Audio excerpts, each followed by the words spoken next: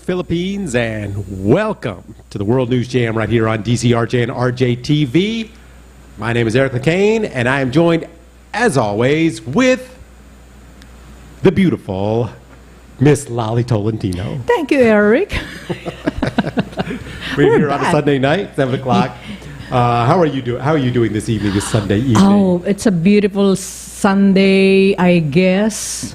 Wait, what about you? Is your Sunday beautiful? It is beautiful. It's much better than it was. I believe it was yesterday where I was caught in the rain, in the massive flood that was going on yesterday as the car kept getting deeper and deeper and deeper as we kept going. But we survived. Of course. The Philippine Manila EDSA rainforest. Well, Eric, it's not new. This is happening all the time here in the Philippines, so don't be surprised. I know. It's We're enjoying it. Part of living in. You're enjoying. I'm enjoying. Look at the beautiful sea. Yes. On the EDSA. Now today I am wearing red, and do you know why I would be wearing red? Why? Because it's September, which means it's Christmas time in the Philippines. Wow. So we are celebrating Christmas. Burr months already. So start of Christmas. Did you hear a Christmas song? I got to say, because the reason I was wearing this to celebrate Christmas because I was walking through Robinson's Mall, and they have like a 60-foot Christmas tree in Robinson's here in the month of September, a good 3-4 months before Christmas. But I know they like to celebrate. They like to get things off early, even though Filipinos a lot of times I find are late. But Christmas is early, and they kind of getting that going. But the word of the week, Lolly, is VOG. V-O-G. Gee, I had never actually heard that word before, but it turns out that the Taal volcano is at it again. Yes. This week it threw up about 4,322 tons of sulfur dioxide flux came flying out of its mouth about 2,400 meters into the air. There were several volcanic earthquakes, and a fog, or known as a VOG, covered the region. Yeah. Isn't it amazing? Like, when you wake up in the morning and you see something like, wow, am I in the U.S. or am I somewhere else? Because why is it dark? Yeah. It's in the middle of the afternoon because there was a VOG going on. And it's not as dangerous as we would like to dramatically make it out to be. It was a level 1 alert that they had. They had to close down the schools. And they said over 100 people had medical issues, had to go to the hospital because of the VOG.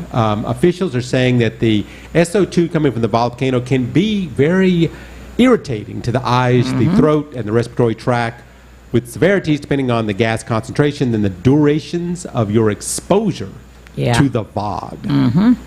So people there with asthma, lung, and heart disease, the elderly, children, and pregnant women should be very careful about the VOG that's floating around. Where were you then? Because I was in a car. Oh, I was in a car most of the time. Because when I heard, I was like, okay, you have to close your window. You should, which I did, and I might have asthma, so I'm not supposed to see or to smell. I don't know. I'm just trying to be careful. I mean, they said it was the VOG was in 45 cities and municipalities. So there have been several major eruptions over the past few centuries. So this doesn't seem to be stopping anytime soon. They believe that over 6,000 people have perished, died because of the Taal volcano over the centuries. Over a lot of time. So, but it's back in the news this week. We've talked about the Taal over the years here on the show a couple times. Oh, remember COVID, Eric, 2020, when Taal volcano erupted? That was January 12, 2020. That was a big one. Yeah, and then it was followed then the COVID. Yeah. That year. So you remember that was how many years ago? We can come up with a conspiracy on how the Taal volcano is responsible for the COVID virus, but that would be a long stretch. But speaking of things that are going on here in Asia, the Asia Games is back. It's going on there in China. China's giving it a go-round this time. Of course, everybody's going to be watching the Philippines basketball team as see how they will fare in the Asia Games. Of course, they did not fare so well in the World Cup, so they are trying to redeem themselves. Well, why not? One of the biggest tournaments in Asia. They can always try, it's just... Because the Philippine basketball team has had its ups and downs, but they are quite good. They've done very well in past years. And their first game will be on Tuesday against Bahrain. Now, of course, the real underdog story in the Asia Games is the women's football team. Oh, yes. They won that game there in the World Cup a couple months back there. And so they'll be in the Asia Games trying to win one for the Philippines, and they have already won their first game. So they're doing quite well so far. They beat Hong Kong. Well, I hope they can do more. That would be wonderful. Now, the people to be looking out for, of course, Heidelin Diaz will be there, the female weightlifter, our favorite pole vaulter, EJ Opeña, who we love on this show, and the skateboarder, Marjolin Didal, will be there. She's quite good. Trying to win some medals for the Philippines. So the best of luck to all the athletes that are there in China. Yeah, good luck, Team Philippines. So we're looking forward to them in China, although we are not so looking forward to China these days because China this week has been accused again, their Chinese vessels, of engaging in what the Philippines describes as dangerous maneuvers in the disputed South China Sea region. Oh my God. There's so many activities in that area. Things to make you roll your eyes, because we hear this so much. According to the Philippine Coast Guard, the Chinese vessels posed a threat to the safety of their crews. And this, of course, follows the recent issues with the Chinese Coast Guard shooting the water cannons at the Philippine boats. And this is, of course, in the Spratly Islands, which China, I didn't even know this, they call it the Nansha Islands. They got their own name. China's got their own name for that area. So China continues to patrol that area that is legally, I have to say this with a grain of salt, legally the Philippines. Of course, China's saying it is theirs. China is accused now of running a militia force of over 100 boats in that area. Of course, China denies that because, according to them, it's not a militia. It's their property, their indisputable sovereignty over that area, which we all know in the Philippines is not true. Yeah, we know that, well, they can always claim, but, we have our sovereign rights for that area. So. The Philippines quite clearly has the rights to that sea. So I'm going to be interested at how long this is going to keep going. Are they going to continue to do this? And when is it going to stop? And how is it going to stop? And is it going to stop with China just bringing in more and more and more boats until somebody's boat sinks or somebody accidentally gets shot, and then this thing escalates? We've talked about this before, because eventually this cannot go on forever. The Philippines are just holding back on what they know what to do, but then Filipinos were trying to be nice as much as possible, but why we don't know yet what will happen later on. So when it'll be triggered to do something. I don't know. I don't want to say. I think what they're going to need to do is, of course, call on their buddies. Of course, the United States. Yeah, your friends, your ally. Which brings us to a related story, which I find this fascinating, that the U.S. and Vietnam seem to be buddying up these days in regards to the South China Sea or the West Philippine Sea, or the Vietnamese Sea. I don't know if they have their own name now, but of course the United States, they had some issues there with the Vietnamese back in the 70s, but that's over now. The air is cleared now, so instead of wanting to shoot the Vietnamese, they want to sell them weapons. The United States has got this great idea, for years. I know we've even talked about it on the show before, that Vietnam has bought their weapons from those leftover piles of weapons in Russia. So Russia has some leftover weapons, and they sell them off to the Vietnamese. Well, the United States want to get involved in this, and they want to see if they can get the Vietnamese over to the U.S. team and not rely so much on Russia anymore. So the United States is in talks to sell the Vietnamese F-16 fighter jets. Wow. But Eric, remember, President Biden visited Vietnam, remember, after the summit, Indian summit. So, you know, this is one thing of making friends with your, you know, I mean, not enemy, because, you know, the war with Vietnam is over for so many years. So why not, you know, helping each other, making friends again with the U.S. or Vietnam. So selling them F-16 or whatever, why not? For me, it's good. Because everybody, you know, everybody, of course, especially China, is not happy about selling F-16s to Vietnam.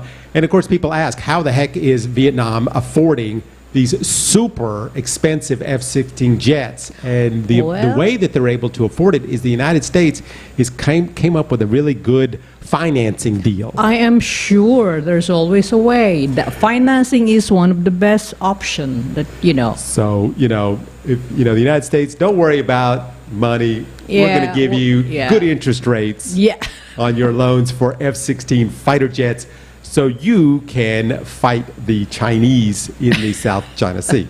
So you know, I think the main focus of the United States is just as long as you're on our side and not China or Russia's side. I think that's, you know, their main purpose of doing this. But, you know, I wonder, you know, like I said, China's not thrilled about this because when push comes to shove, they don't want a tiny country like Vietnam, which they've never really had to worry about before, having fighter jets that could fly over and shoot at their boats or shoot at other planes if they felt that they needed to.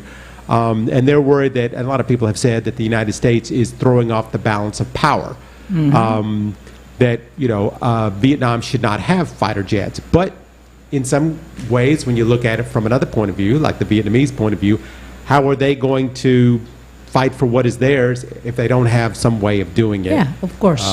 And, you know, China just keeps encroaching farther and closer on not only Vietnam, but the Philippines. And so eventually, you know, somebody's going to have to do something. Yeah, that's why, you know, for the leaders, especially the small countries like here in Asia, we need to make friends with the big country like U.S. I mean, because they can help. I mean, and they've been helping. Right. We don't know that. I mean, helping. If you're my friend Eric, I'm going to ask a, you know, favor from you. Will you not help me? You are friends, right? So let's forget about what happened in the past. Yes. Here, have some fighter jets. I don't know. Of course. I don't know if it exactly came out like that. I'm not sure if that's how the discussions went. But anyway, that's something that we want to talk about a little bit here on the show. Now, I want to move over to another part of the world because here on the World News Jam on DCRJ, we talk about interesting stories going on in the world, things outside the Philippines that we hope that Filipinos will be interested in. And so moving over to Costa Rica. Now, I have to ask you, Lali Tolentino, have you ever been to Costa Rica? Not yet. Do I need to go to Costa Rica this day? Well, you know, Costa Rica is a very beautiful little country nestled right there in the Caribbean Sea, which I've been down in the Caribbean Sea a lot. It's very beautiful. It's bordering Nicaragua and Panama, and they are known for their beautiful beaches and great food and lovely people. But lately, Lali, they have been known for something else. What is it? And that is murder. People are getting murdered in Costa Rica. It's not funny. I know, I'm laughing at it. But, the murder rate in Costa Rica is going through the roof. And they believe that so far this year, 650 people have been murdered in Costa Rica. And that number is expected to reach 900 by the end of the year or higher. What's the cause of murder? I mean, why is it happening? You know, it's interesting. For decades, Costa Rica was known as the safe place in Central America. You know, in Central America, they have Nicaragua, they have Panama, they have Colombia, all these places which are Honduras, these places that are very, very dangerous, mostly because of the drug cartels and the drugs going back and forth. But Costa Rica was always the place. That was the place that tourists could go and they could feel safe. And that seems to be, they have seemed to have joined the club in the volatile countries in Central America, because the murder rate has jumped from 12.6 per 100,000 in 2022 to 16 people per 100,000 in 2023. And in some provinces, it's even 33 people per 100,000, 33 murders per 100,000 people. And the issue there, it's not jealous husbands, and it's not thieves trying to take your wallet. It's professionally trained hitmen that are committing a lot of these. They think 2/3 of the murders are being carried out by professionals, guys that do this for a living. Okay. And, you know, of course, this is related to the drug trafficking that is going on right now there in there, because they are nestled. They are right there in between. You know, Colombia, we always thought was the main drug trafficker, because who is the biggest buyer of drugs in that part of the world? Probably Costa Rica. It's the USA. Yeah, USA. They buy more drugs than almost any country, I think, in the entire world. Yeah, and that's why I said, you know, because Costa Rica is a tourist spot, right? Yeah. So a lot of people goes to Costa Rica. So what do? So probably, this is just my thinking, probably they buy drugs. And then that's probably one of the reasons why there is a lot of murder or whatever kind of, you know, a crime they have. Because if you are under influence of drugs, you can do anything. I mean, anything stupid. Well, I think part of the reason that they're having such a problem there is because that, you know, before it was a lot of the drug cartels out of Colombia, and now you have Costa Rica, which is closer, and now Costa Rica is now selling drugs to the United States, and so now there's these wars going on now, and now Costa Rica is getting involved in the wars, and so different countries around there, such as Panama and Honduras, some of these places that are very big into drug trafficking into the United States, and now that Costa Rica they're sending professional hitmen to Costa Rica to kill their competition, and the officials there are calling it, you know, a state of national emergency, because they don't know what to do. I mean, they're trying to figure out how to feed the people, and you know, make sure that there's power in the country, and now they have to deal with this, and so it's becoming a huge issue as to how, you know, the officials are going to take on these drug cartels, and are they just going to sit back and let it happen and collect their payoffs like they do in some of the other countries, or are they going to figure out a way to bring that murder rate down? So you know, it's an interesting story that's going on there. It's not, you know, it means that it's not safe to travel to Costa Rica these days, because what if, by any chance, you know, you encounter this kind of problem, you know, you got shot or whatever for whatever reason, it's not a safe place to go. Yeah, I mean, especially if you are,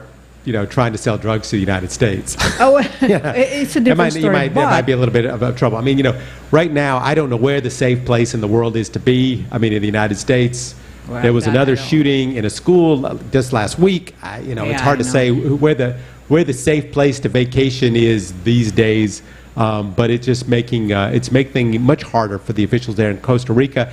And I feel bad for them, because that is, you know, for a while, that was the place where everybody went, where, you know, you could go and feel, you know, that you're safe, that you're not in the middle of a drug war that's going on, or that, you know, Honduras, where they're, you know, people are escaping left and right because they just, you know, they don't want to get killed, or Colombia, where there's all kinds of issues going on there. So anyway, we'll keep up as to what's going on there in Costa Rica. But bouncing over to another part of the world, a place that we know very well here on the World News Jam on DCRJ, is the Ukraine. Yes, the famous Ukraine. The Ukraine, which, Lali, as you know, we haven't talked as much about the Ukraine because, you know, it gets kind of boring. Yeah, we get sick and tired of talking about it. Remember, for how long already? There's the war in Ukraine. It's still going on. People are dying. Yes, yada, yada, yada. But this week, there's an interesting update, so I thought I would bring it up. Ukraine did something interesting this week, which is a little different. They they showed us that you can still inflict heavy damage on Russian forces. As part of their offensive, the Ukrainians attacked Crimea. And it shows, that what they did, I mean, you can watch the videos and you can watch the things. What they did was they fired missiles on the headquarters of the Russian Black Sea Fleet, which is one of the main places there that Russia runs, because Russia, of course, they annexed Crimea back in 2014. But this is a big step, because now the Ukrainians are attacking Russia in Crimea, which I didn't see that coming. And they really did something big. They hit the Russian military airfield, which is they degraded the Russian air defenses by doing that. They also took out these S-400 missile defense complex that they have there to protect Crimea. So if they can't shoot into Crimea because Russia has this very fancy defense missile system, they took that out. They carried out a missile attack on the main dry dock and the ship repair facility. So right now, it's hard to bring ships in and out easily from Russia through Crimea. And they also had attacked one of their submarines and one of their landing ships that was docked there. So they did a lot of damage to Russia. Should I say good job for Ukraine? Here's where it gets interesting. It's funny that you should say that, because, the Russians, of course, are playing this down. But we can see it on satellite imagery that, they hit the 744th Communication Center, which commands the entire Black Sea. So this just comes after 1 month where the Ukrainian commandos off the Crimean coast, they did this crazy thing where they flew these helicopters over and dropped down on these oil platforms and took over these oil platforms. They're doing all kinds of crazy stuff. So they did delivered a major blow. But like you were saying, not everyone, including Russia, is very happy about this. Of course. It's very interesting, I believe, that the United States was not so thrilled when they heard about this. Because the United States right now is like, guys, you may have hurt the Russians, but you really need to focus more on your counteroffensive and not trying to go after Crimea, because I think they believe that Crimea is too much, that the Ukrainians could not take it. And if they did take it, if they took Crimea, what would happen? What would Putin do if they took Crimea? Yeah, that worries me also. I mean, Putin can do, you know how he is. That would give him a reason. Yeah. That would give him a reason to pull out a weapon that we don't want to see in this war. And I think that's why the United States was like, hey, good job, Ukraine, but let's ease up a little bit. Focus on the main border between the Ukrainians and the Russians, and let's maybe, not put too much emphasis on Crimea, because, I know that, and Ukraine doesn't agree. They said that they don't agree with the United States on this, that they believe that Crimea is theirs. Russia took it illegally back in 2014, and now we have a chance to take it back, or at least hurt them. And so it's going to be interesting. That's why I wanted to bring this up this week. It's going to be interesting in the next couple of months to see, okay, yeah, we're watching Ukraine, and we're watching the Russian borders, but now we're really watching Crimea to see what the Ukrainians are going to do next. Yeah. And everybody's paying attention. Now, in a related story, the Ukraine and Poland, Poland's one of the staunch allies of the Ukraine. They give them weapons and they support them. Well, they're not getting along very well these days, Ukraine and Poland, because, bombs can be dangerous, but words can be even more dangerous. And I think, that president there has been speaking out some against, let me kind of get into this. Poland has been a big ally of the Ukrainian war, but they put a ban on cheap Ukrainian grain. Ukraine's got cheap grain and they want to sell it, and Poland put a ban on it because they don't want them to undercut their own farmers. And in fact, the EU as a whole, for most of their countries, did the same thing. They put a ban on Ukrainian grain because it's too cheap, and it undercuts their own economy.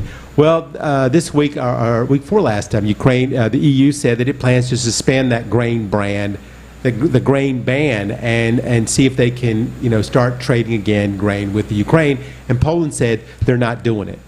They're going to keep the ban in place. So the president of the Ukraine said in a big UN speech, he accused Poland of being dramatic, calling it political theater, and saying that the countries all the countries that are choosing not to lift the ban, so he said some of our friends in Europe have made a thriller from the grain. Well, the Poles took very offense to this. Oh. And they were like, "What? You're saying this about us?"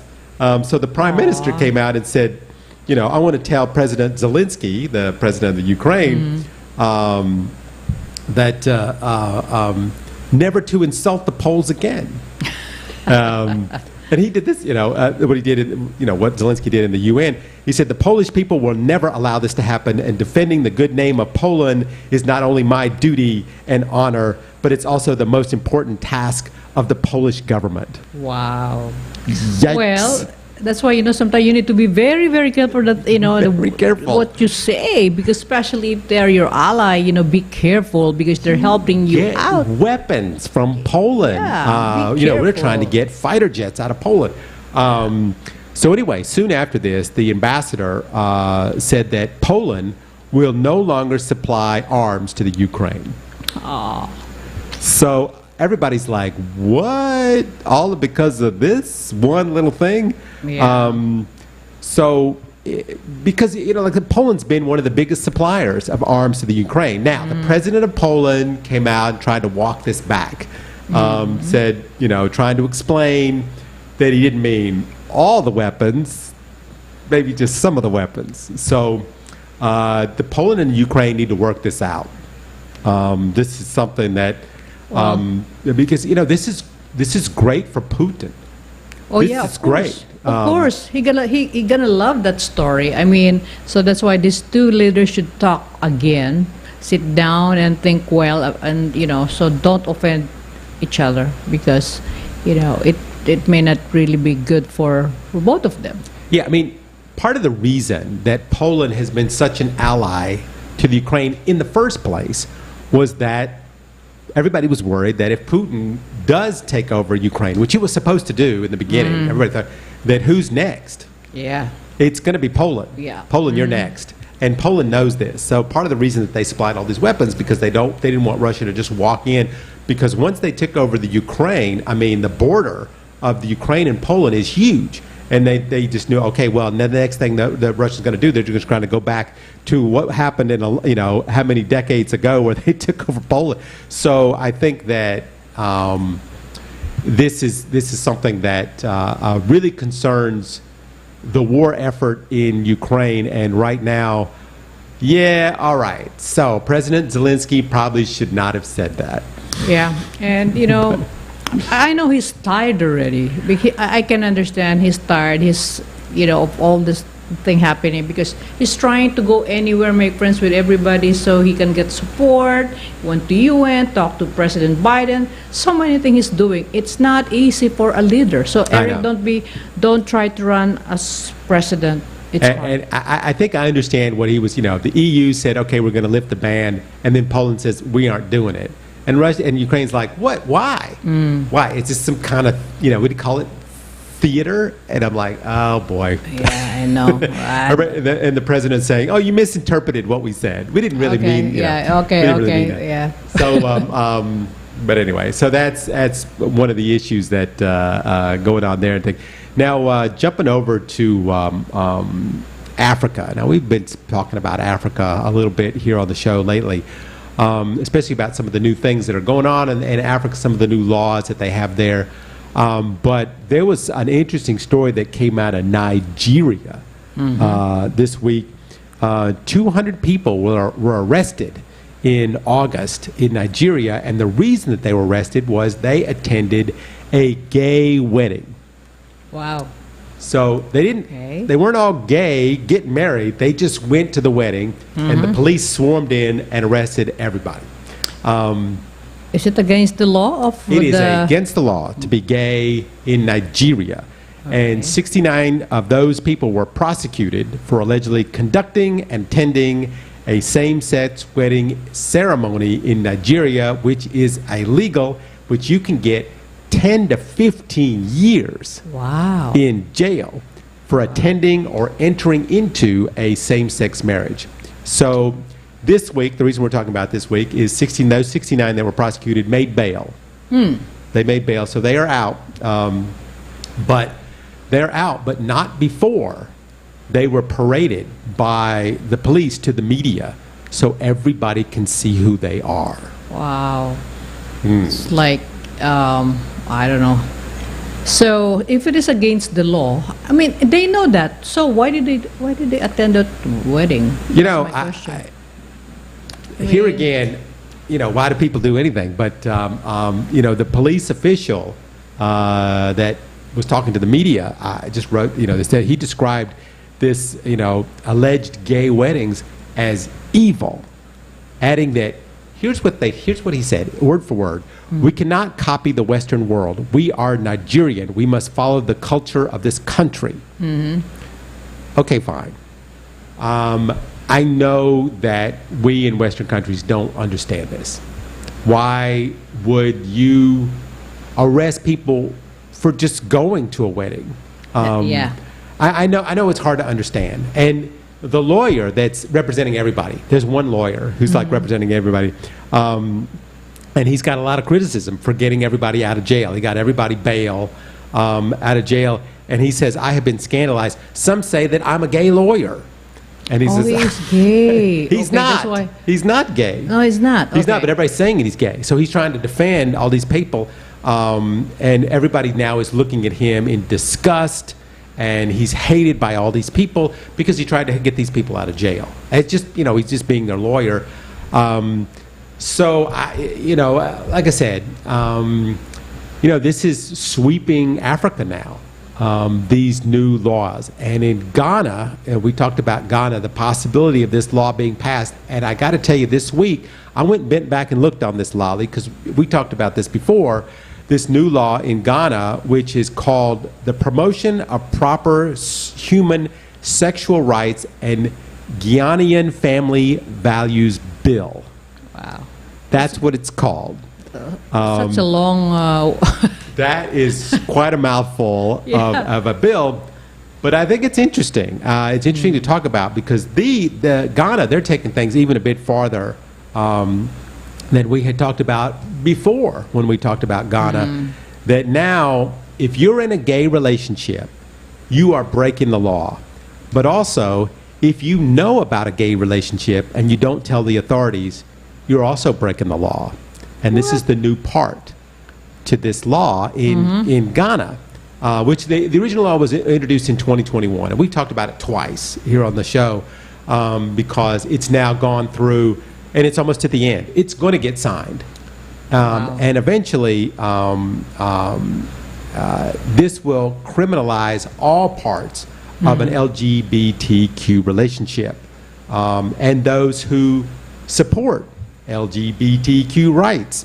And the possibility of being extended to journalists who promote, you know, things that can be deemed as gay. Wow. It's against the law of being gay, and then when you attend, if you know somebody who's gay, if you did not tell the authority, you will be arrested. Yes, it's called, it gives citizens a duty to report, encouraging people to report suspected LGBTQ people to the police or other authorities, a condition that has been particularly concerning people in the country now. So basically, if they find out that you knew, so if you have a cousin and you know that he's gay and you don't report him, you can be arrested. Wow. That is very tough. So why don't they just declare like a martial law that no gay in this country, period? Instead of putting up that law, and like which I don't even understand. Like, what? I know. I mean, I know, like I said, we are from a place that we just can't understand how this could be. But this has been in Parliament now for 2 years. We reported on it a couple times already. And now it's in the final stage. And it just went through a second reading. And they have now added this part that says that not only are you gay, but you, just by knowing somebody, that you know somebody that's gay, that can also put you in jeopardy. So unless the president moves to veto this bill when it comes across his desk, which is coming soon, this bill is certain to be law. And it will be one of the first countries in the world that has such a law. Yeah. Wow. And let me just tell you, Lali, even though the law has not been enacted yet, there have been problems, because I've been reading every week up on this. There are already problems coming up. In April, 4 men were allegedly beaten in 𝗡𝗲𝘄𝘀, one of the largest cities there in the country, because attackers thought that they were gay. Wow. And in June, a man reportedly arranged for a possible sexual encounter with another man that he met on Facebook, only to be met by a mob who beat him. And just recently, a man was reportedly stabbed multiple times because of his sexual orientation, having been lured to a location via a dating app. Wow. So it's getting scary. And the law has not even been enacted yet. That is very scary because, you know, if I am from that country and I know that law, I'd rather be very, very careful not to be gay or what. Part of the LQB. I mean, you can't not be gay, but I guess you can keep it a secret. I mean, it's hard to keep a secret. I mean, like that, because mostly gay people are there. They show off. You know, That's it's hard to. But there, people are viewing, LGBTQ rights as anti-African, because this summer Uganda, and we actually talked about this, passed one of the world's harshest anti-gay laws, which punishing same-sex actions with life in jail. So you will be put in prison for life if you're caught. And this, of course, around the world, it's got all kinds of criticisms, but, you know, this is the way things are going there. Even Vice President Kamala Harris said before that, you know, they spoke out how the United States is very opposed to these laws. But they continue to be and they're going to continue. I mean, like I said, we'll report on it, but very soon Ghana is going to pass this law. Yeah. That not only being gay, but if you know somebody is gay and you don't report it, you can be going to jail. Wow. Just like someone else out of the UK. We're moving over. We're moving stories now. You know who Russell Brand is? Yes, the comedian. He's the comedian, and he's funny. I mean. He did the remake of Arthur, which was good. It was funny. And Get Him to the Greek, Forgetting Sarah Marshall, Despicable Me, which a lot of people saw here in the Philippines.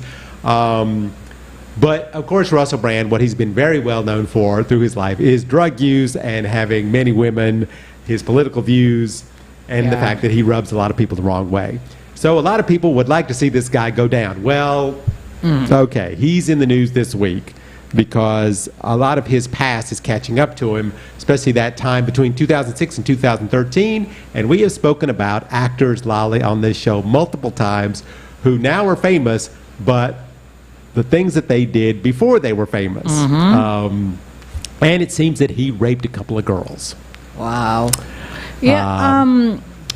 You know, my question really is, why only now? I mean, when they got raped, 2016, today's 2024, why are they just raising up now? I know, it's 10 years later, and now all of a sudden they want to tell us. Now, a lot of times, you know, women, especially when you're you're being attacked by someone who's famous, they get afraid. At that time, a lot of people were afraid. In the United States, the Me Too movement has made it okay for women to come out, because a lot of them were afraid at that time to come out because they're worried because that guy is a big star and they don't want to get ostracized. So right now he's got 4 girls from that time period accusing him, and one of the girls that Brand pursued, even though she told him, according to her, she was 16 at the time.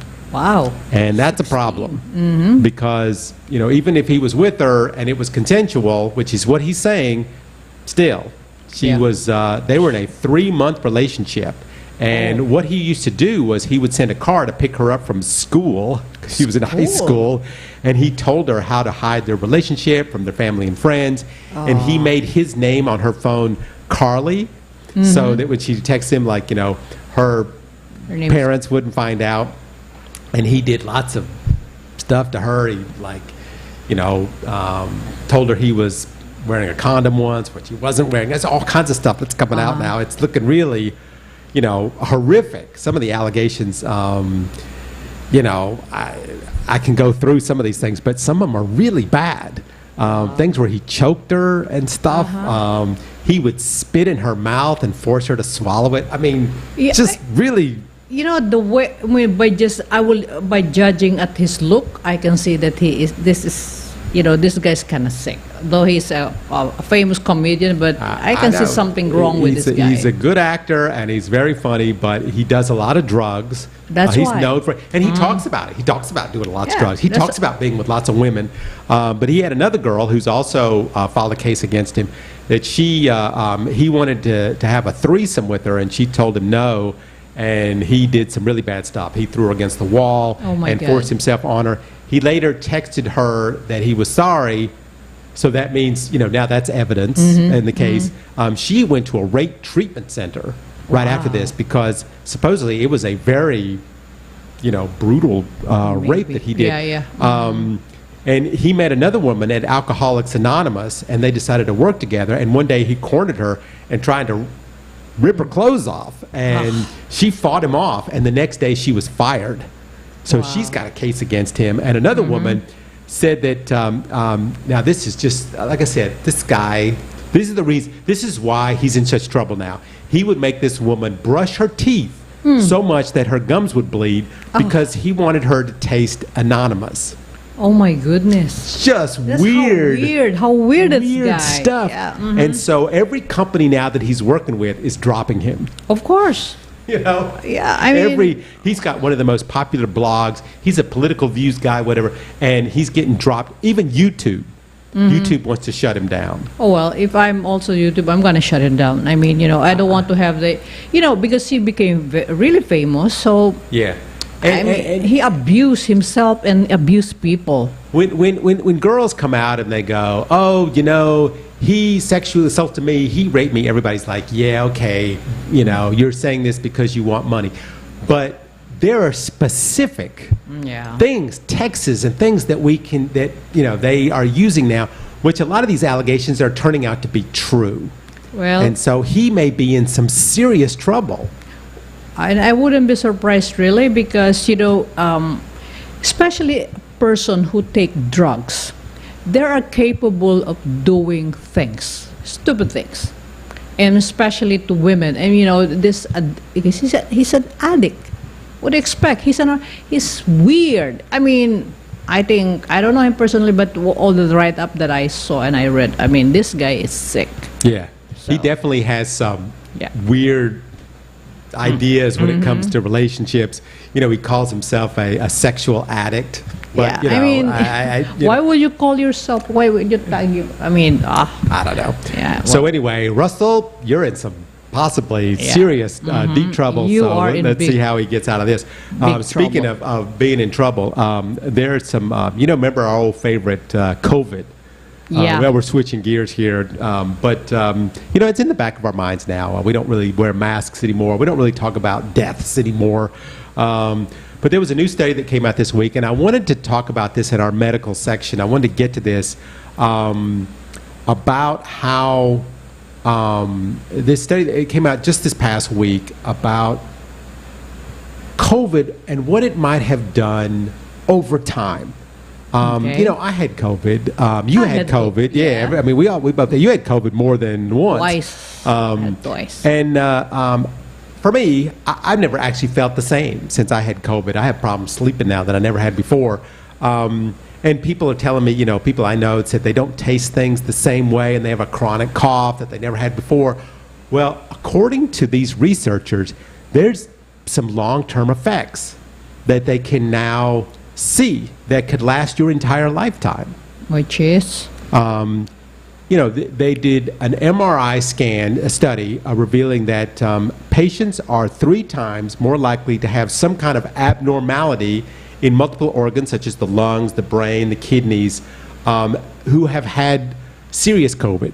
Researchers believe there's a link between these ones, and they looked at 259 people who had severe COVID. These people went to the hospital, and 5 months after they left the hospital, they gave them an MRI and found that they showed differences between scans of people who had never had COVID or had a weak version of COVID. So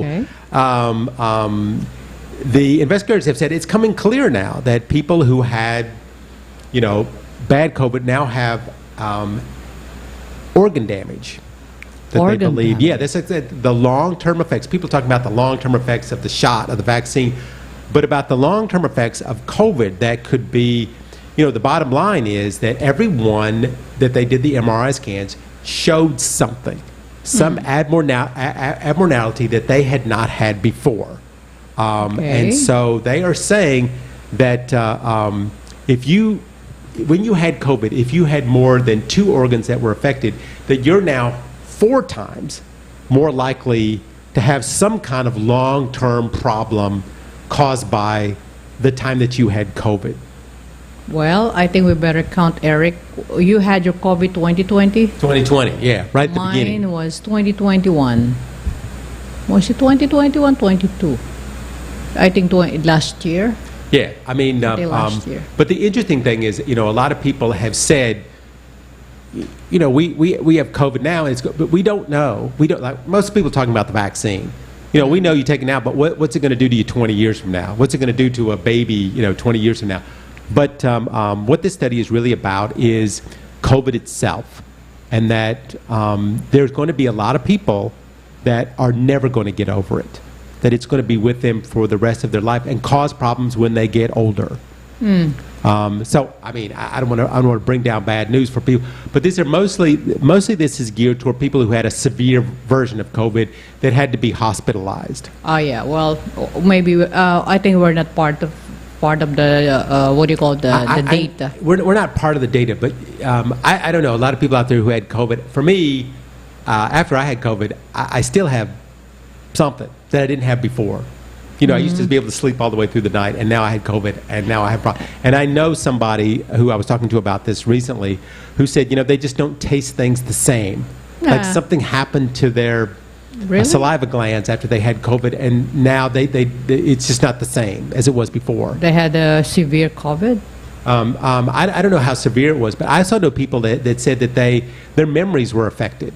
Really? By COVID. So it's going to be interesting to see how this all plays out. Probably sometime because we're getting old. That's why you have that feeling.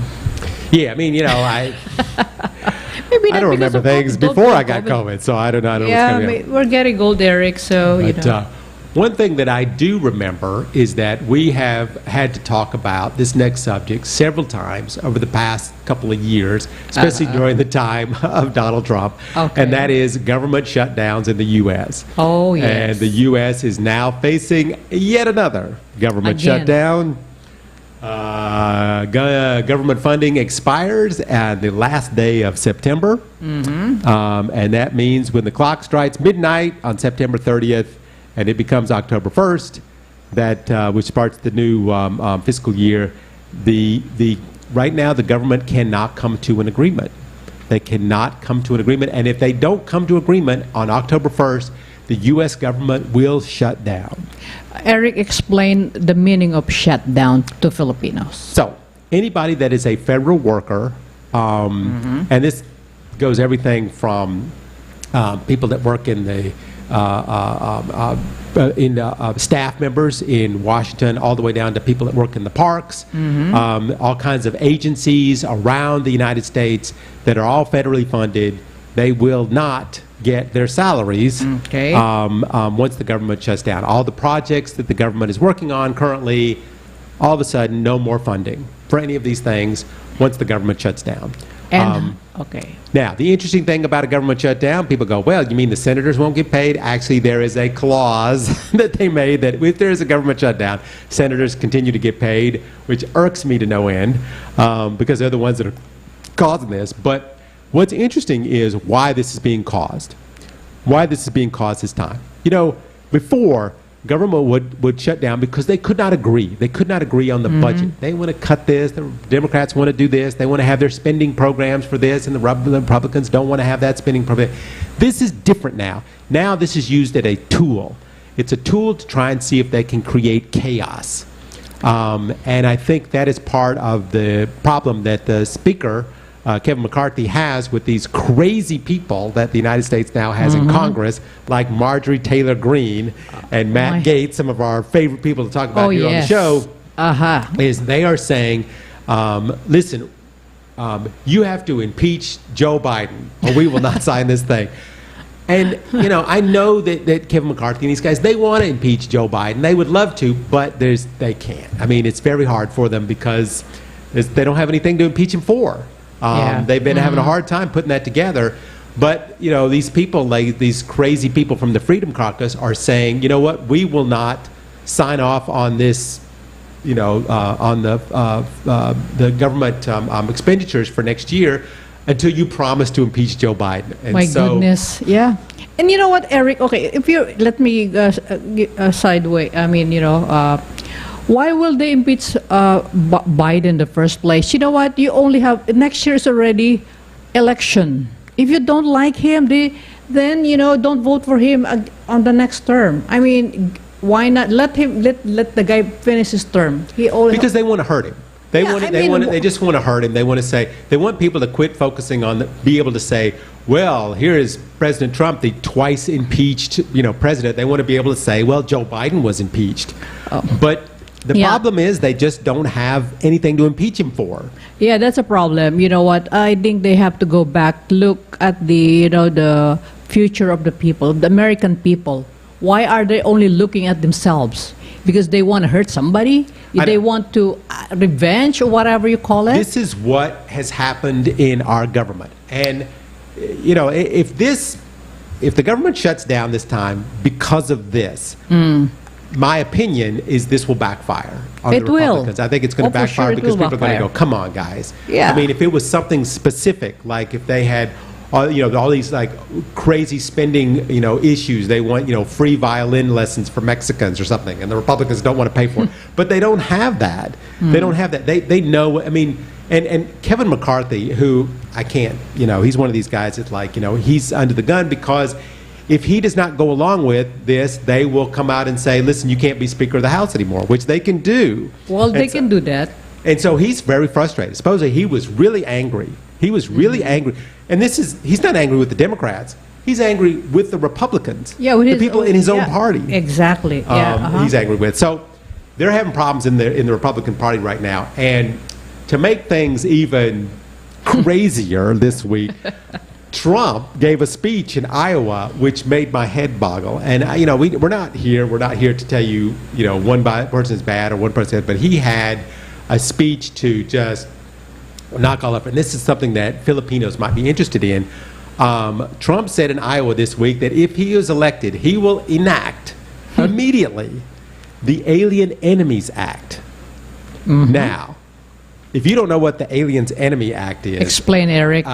It will detain and deport all non-citizens over the age of 14. Including Filipinos. Including Filipinos. Now, this is not non-documented immigrants. This is anybody who is not, you know, a white American, basically anybody who's a non-citizen who's coming in, who's legally in the country, trying to get citizenship.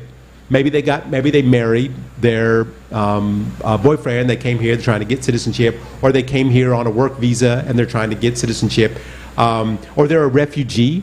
They're part of the DACA program, something like that. And so what he's saying is they're going to make camps. As soon as he's elected, we're going to have camps. Wow. We're going to put them all in camps. We're going to put the homeless people in camps. He said that too. He keeps playing on this thing like there's an invasion happening. There's an invasion. All these Mexicans and Asians and Africans, they're all coming to the United States. They're invaders. They're gonna rape your wives. You know, just putting all this fear into people. And so he is, you know, this comes from World War II. Yes. where they first used this against the Japanese.